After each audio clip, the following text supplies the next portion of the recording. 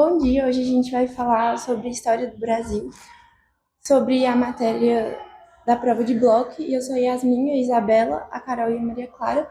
E primeiro eu vou começar falando sobre a proclamação da República, que aconteceu em 1889, depois da Guerra do Paraguai, devido a um resultado de um longo processo de uma crise na monarquia do Brasil. O regime monárquico ele começou a entrar em decadência após a Guerra do Paraguai, e também o essa forma de governo não estava conseguindo atender aos interesses da população, gerava uma grande insatisfação popular em todas as camadas da sociedade, principalmente nos militares que participaram da guerra e queriam um maior reconhecimento devido aos serviços, e eles também tinham algumas exigências como maior participação política, melhoria de salário, entre outras coisas do tipo. Então, essa grande insatisfação de todas as camadas da sociedade levou eles a conspirarem contra o governo.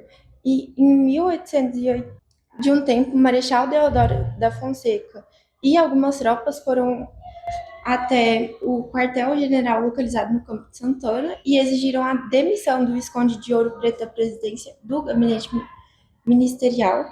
Então, o Visconde se demitiu e foi preso por ordem de Marechal Deodoro da Fonseca, que Deodoro da Fonseca ele também foi o primeiro presidente do Brasil depois desse acontecimento no governo provisório, e os membros que participaram desse golpe assumiram importantes cargos no governo, e a família real foi expulsa e voltaram para a cidade de Lisboa, em Portugal. A Constituição Brasileira de 1891, a primeira da República, estabeleceu um sistema de governo presidencialista e federalista, inspirado no modelo dos Estados Unidos. Ela insistiu o voto direto para os cargos executivos e legislativos, mas o processo foi marcado por exclusões significativas. Ficaram de fora, ficaram de fora do direito de votar e ser votado as mulheres, os analfabetos, os mendigos, os praças de pré-soldados rasos e os religiosos sob voto de obediência. O voto não era secreto, e a verificação da renda para certos cargos criava uma barreira econômica, e dessa forma o processo eleitoral da Primeira República era restrito a uma minoria da população adulta masculina, majoritariamente letrada e proprietária, excluindo vastas camadas da sociedade.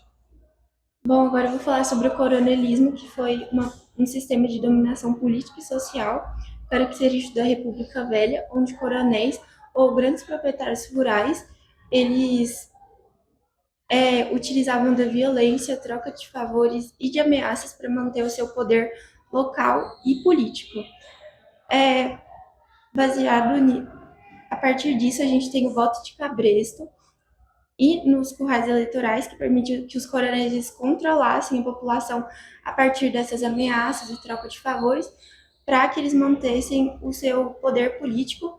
Então, eles obrigavam que os eleitores votassem neles, porque, como a Carol falou, o voto não era secreto, então eles sabiam se você estava votando ou não, e a partir do voto de cabresto, eles conseguiam se manter no poder.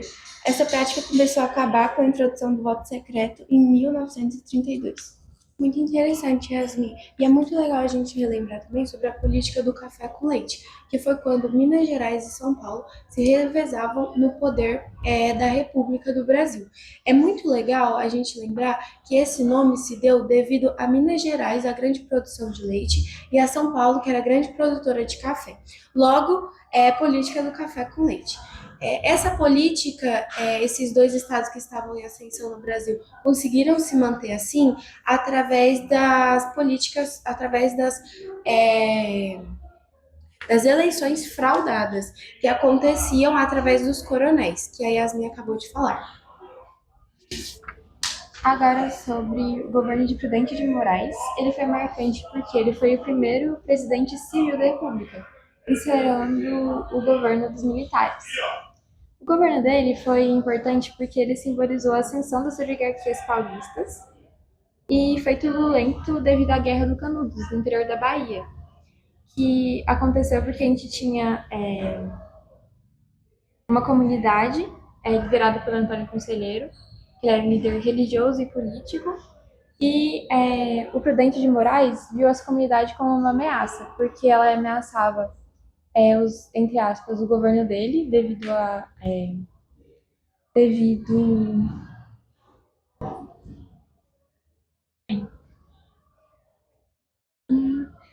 isso porque o conselheiro, ele reuniu milhares de sertanejos, pobres, ex-escravizados, marginalizados, formando esse arraial, e era uma crítica enorme social e religiosa do regime republicano, que havia separado a igreja e o Estado, e aumentado os impostos.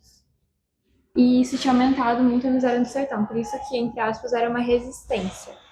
Aí o Prudente de Moraes, no início, ele subestimou Canudos, mas depois ele começou a enviar um enorme contingente de exército, o que resultou na eliminação dessas pessoas, sobraram, tipo, ele eliminou essas pessoas, teve um genocídio, entre aspas, e acabou que o Prudente de Moraes e as pessoas da resistência morreram. Agora, sobre o governo de Campos Salles, o que aconteceu nele foi o regime republicano e a estabilização da economia. Mas ele foi muito importante, principalmente devido à política dos governadores. Isso significava que ele criou uma centralização política disfarçada de federalismo. O presidente não interferia nos assuntos dos estados, mas garantia a governabilidade e a eleição do sucessor escolhido pelo esquema. E agora sobre o governo Hermes da Fonseca, foi um período de grande instabilidade e agitação social, marcado pela volta dos militares à presidência e por uma política intervencionista, conhecida como Política das Salvações. O seu mandato ficou marcado pela Revolta de Chibata, que foi aquela revolta que teve na Marinha, liderada pelo João Cândido, conhecido como o Almirante Negro. Eles se revoltaram, a tripulação, porque eles estavam sendo punidos injustamente, principalmente os tripulantes negros, com chibatadas, com castigos físicos. E inicialmente essa revolta surtiu efeito, entre aspas, porque eles fizeram uma greve e apontaram os canhões do navio para a cidade, para o porto.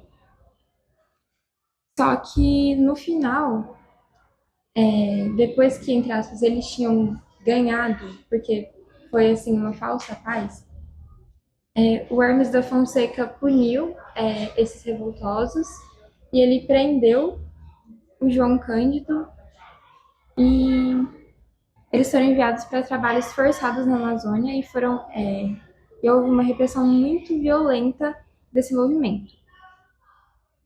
E o que expôs a contradição do regime republicano em relação aos seus próprios ideais e a brutalidade do Estado com as camadas mais oprimidas da sociedade. E agora a gente vai encerrar mais um Revisa Cast, esperamos ter refrescado a memória de vocês. Boa prova!